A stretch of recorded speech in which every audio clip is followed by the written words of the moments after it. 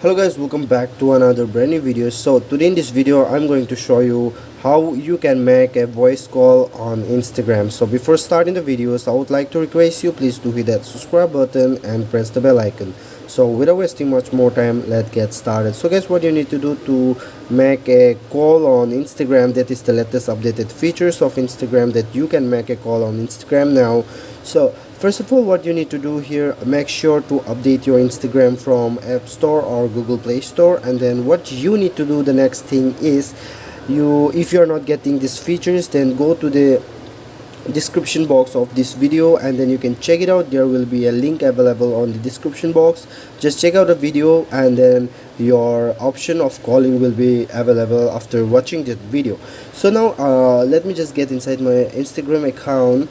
Let me just get in Instagram account, and then here you can see on the top here is a messenger icon. Simply tap here and then here you can see the user. So let me just click on one user, and here you can see here the option, the calling option. Simply you just need to tap here and then here you can see I'm calling someone. So let me just disconnect this right now, and in this way you can make a call on Instagram. I hope this video is absolutely helpful for you.